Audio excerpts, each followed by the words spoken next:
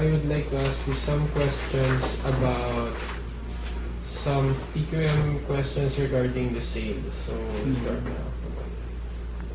First, sir, who is the founder of your company? The company was founded by two partners. One is under the name of Chua and the other one is Lim.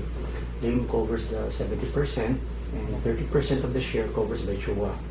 Now, the company is being run by the second generation, Filipino-Chinese.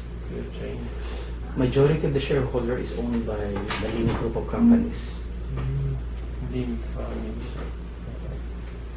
Second question, sir. What year does your company has been established? The company was established under SEC registered number way back 1982, and the building was erected 1983, which was formally established and operational around March of 1983.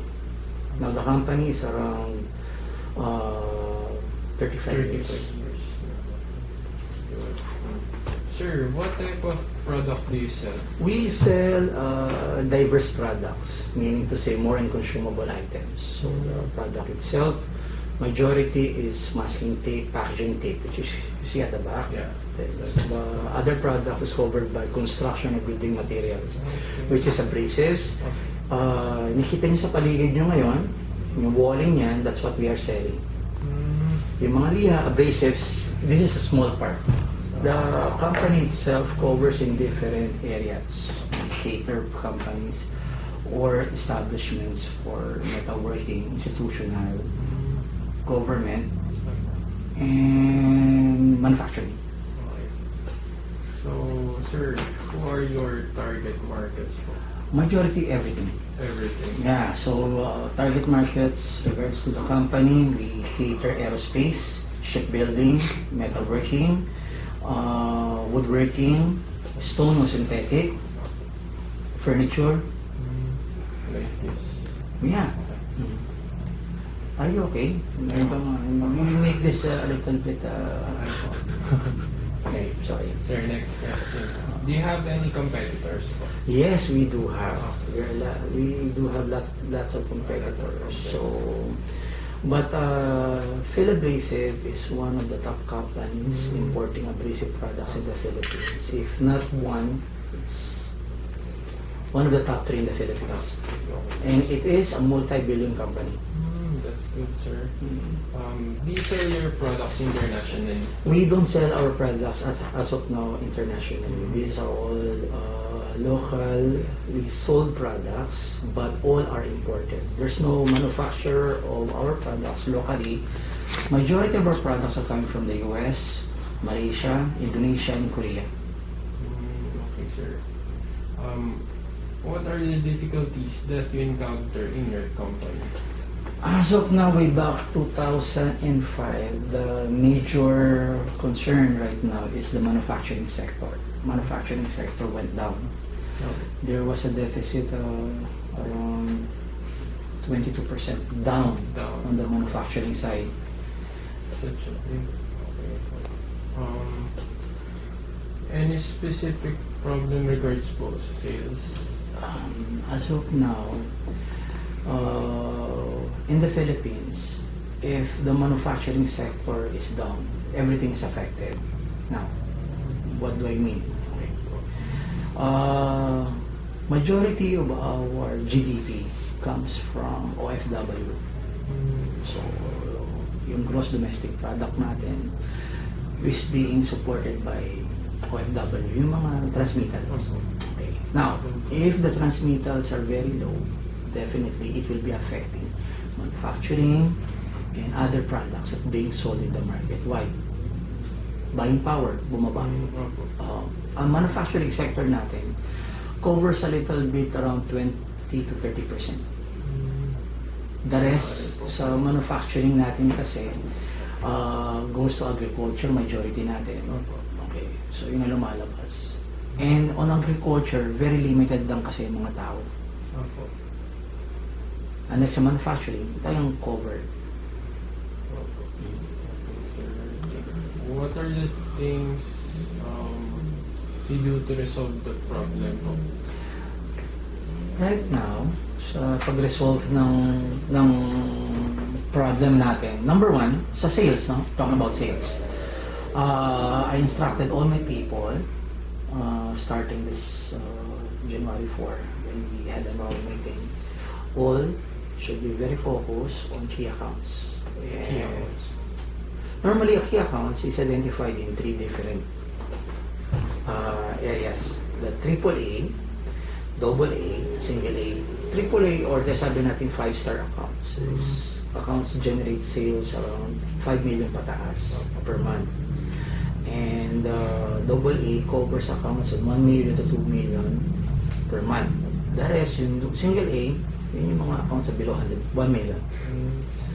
So yun yung ano natin dito. And one way of correcting and generating sales is salesperson specifically should go to their clients. Not just using the phone, but visiting them at least twice or thrice a month. What are the methods that you do to increase sales? Number one, we do retrain people quarterly, new sales people coming in. We do also attending sales supports to all personnel. Hindi ko kasi ginagawa yung weekly. Hindi ko naging normal practice yung weekly na yung tao. Kasi unlike before, way back 10 years ago, you are obliged to report.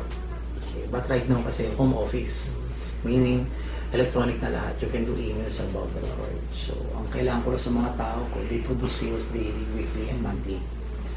Pero very stiff ang authority ko, and same with other managers. Right now, starting January 4, at the end of the year, closely monitoring namin lahat ng mga tao. Kung nanonood lang sila ng sine, kung nasa bahay lang sila, kung hindi sila nagbebenta. Importante kasi na ma-monitor ko yung mga tao. What do you think are the most important things to consider in running a business? Alam mo dapat ang negosyo mo. Okay. You should know your business very well. Number one, both on technical and selling aspects. As a company, how do you maintain the quality of the products to satisfy your local customers? Number one, yung FIFO. First in, first out. Kasi our products are 100% imported. Kapag you have a wrong inventory management, products expires. Number one, if you have properly monitoring the importation, definitely, kasi ang warehouse namin, si Katkat nakapunta na kasi ito sa warehouse. Ang product, naka-rack yan, naka-rack system. So, may mga locator sila, meaning naka-set up yung mga product. Once yung product goes in, the second product goes to the other side and goes out. Pinomonitor dapat yun. Okay. Ano po ba yung mga requirements po na sinasubmit po para po magkaroon ng certification? Meron po kung gano'n? What do you mean certification po yun? Wait lang. ISO certification. Okay. So the company is ISO certified. So we are certified with TUV. And the company itself is PS standard registered under DTI. I make sure that I monitor all the products coming in and out in this company. Okay po. Thank you, sir. Do you provide incentives or freebies for your local Yeah, customers? I do provide previous the documents that I give to you. I'm not so sure. Ayan, the one that you have right now. Normally, I provide promotional activities. No? Number one kasi to entice the clients to purchase. So I have a list of products that I promote. May target amount yun, or target quantity. Then they receive this type of amount. 2 types I do give. One is free goods and the other one is monetary. At the end of the year, we provide free trips, meaning outside the country trip to our key distribution channel. Just like 2 years ago, we invited 20 top accounts just to have dinner and some strolling sa Macau. All expenses paid, Joe.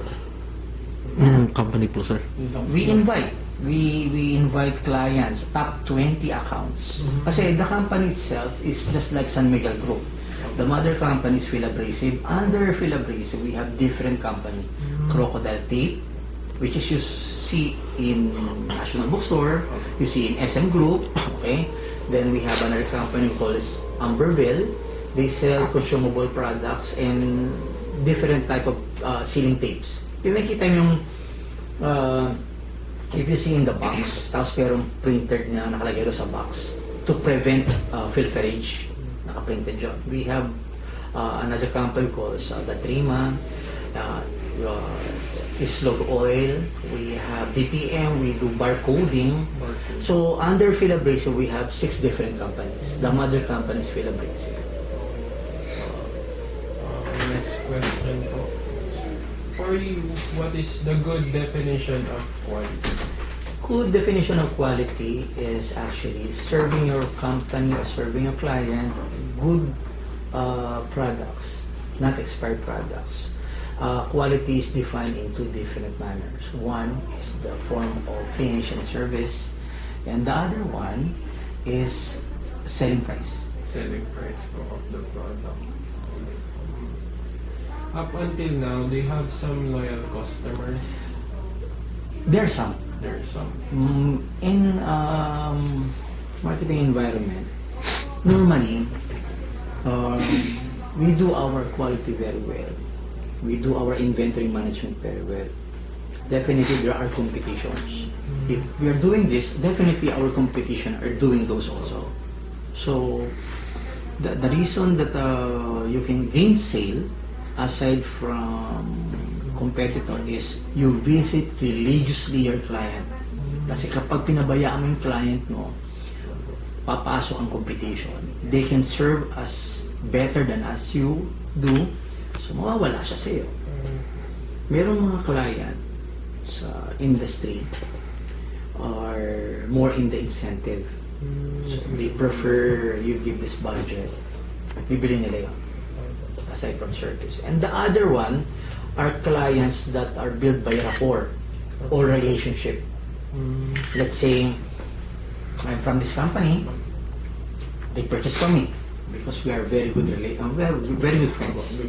Okay, I transfer to another company, they will give up this company which they purchase products from at present, and they will transfer to the company that I go to. Yun yung lumalabas doon. Sir, do you think you give quality products to your customers? Yes, I do. The company, Filabrasive, is the exclusive importer of good quality products from Korea and US, Malaysia, Indonesia.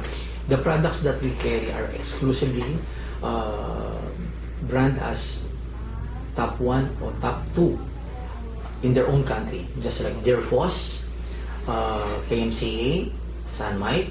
We are also the exclusive importer of DeWalt. We are also the exclusive importer of Kwikset, Lockset, which is one of the number 1 lock set in the US. We sell digital type, analog type. So, yung makikita nyo mga lock sets na dipindot. Yeah. Tapos, we are also importers of Stanley products na nakikita nyo sa mga shop, hardware, DIY markets sa mga leading department stores. What are the advantages of your company in terms of quality product? Mahirap sabihin yun eh. So, yung advantages mo dyan, it applies on the application, the process that your clients needs. If you're talking about your advantages, depende rin sa approach ng paggamit. So, kung sabihin natin sa abrasive o abrasion o sanding, we may consider us in one of the top 2 or top 3. We don't consider us a number 1. Kasi kung number 1 ka, there's no room for development. Okay po. How do you balance the production cost of your product in terms of quality? Number 1, we only have a converting facility. Company as Filabrasive, just like last year, we generate around 325 million. Okay, sa side ko, that's my target. Ang target ko is 180 million. I made it 325 million. Almost. Okay, so may surplus ako malaki. Ang converting facility ko, we produce the belts like this one. So, like this one. We produce this type of belts. We join this one. We sold this in different industry. So, eto kino-convert siya, gino-joint siya, binabox to, pinapacking to, dinideliver. I have people around 22 sa converting facility out of the 200 people na cover ng agency. So, productivity mo mataas kung ganun yung kinokontrol mo yung tao. Opo. Do you use strategic planning and quality planning? Yes, we do. We do planning, we do promotional activities. Number 10. Sige, sige. Doon na po tayo sa strategic planning and quality Yeah, planning. meron kaming strategic and quality planning. Opo. So, pinakuha ko sa secretary ko yung kakailanganin mo. Opo. Sa strategic planning kasi, dito mo binibigay yung quota at the first working day of the year. Dito mo binibigay yung target ng mga ahente, ano yung percentage of target nila. Kasi may segregation kami ng mga target. Opo. So, may tinatawag tayong product mixing. Iwalay-wala yun eh. Pag sinabi mo sa isang company, matulad namin, sinasegregate ko yung product namin on the construction, for industrial, for government, ilan yung percentage yung ginagawa ko yun, ilan yung quota ng tao ko doon, ginagawa ko doon. Ano ang kailangan ng tao ko para ma-achieve yung benta? Tatanay ko sa kanya, kailangan mo mobility, kasi we issue cars sa mga tao namin. Anong kailangan mo pa para ma-achieve? You have to entice your people with incentive para ma-achieve mo yun. Okay, so sa company namin, nagpo-provide kami ng tour, package tour. Any people who hit their target quota above the 100%, kasama sila sa tour. Katulad ngayon, ang tour ng mga tao ko ngayon sa US. All expenses paid yun. So, ang tour nila, 4 nights, 5 days. So, for every day, meron silang $100 per dime. So, yun na lumalabas yun. Katulad yung last year, sa Japan naman sila nag-tour. So, in-entice mo yun incentive sa mga tao mo. Now, in exchange of that, what I do, pag di mo na-hit yung quota mo, per month, meron kang memo. Ay yung parang Warning. ko na Okay, narinig mo yung sekretary ko. Pinapacheck ko lahat yung... Salamat. Pinapacheck ko yung kapag-ayos mo. Sunod-sunodin mo. Yan yung what I gave to Kat is, that is the strategic planning. Okay, as for your reference. Opo. Ang tao ko is pinapipirma ko dyan every year. So, binding contract. Opo. Pag hindi mo ginawa yun, hindi ka nag-submit ng report, memo. Pag hindi mo na-hit yung quota, memo. Kasi right now, sayang kasi the company is actually having their own expenses, overhead. We provide communication allowance, around 3,000 pesos. We have cars. Ang cars sa mga ente namin, 60% sa empleyado, 40% sa company. Gasoline allowance mo, around 15,000 pesos. Okay, may representation allowance yung mga tao as per approve ko dapat. So, yung mga incentive doon, may clothing allowance kami. So, kapag hindi mo pa ano yun, hindi ka nakitang quota, I think pwede ka naman doon ng sini. May muha talaga. Sir, how many workers does your department have? Sa department, my company has 52. 52. The whole company, the whole 7 company has 284 people, both on office and manufacturing. How big of a role do you think does your workers play in this business? Very much, very big. Kasi kung ang sales group and production side, madelay, chain reaction yun. Madidelay lahat kami sa services, madidelay kami sa sales kapag hindi na deliver nila yung production.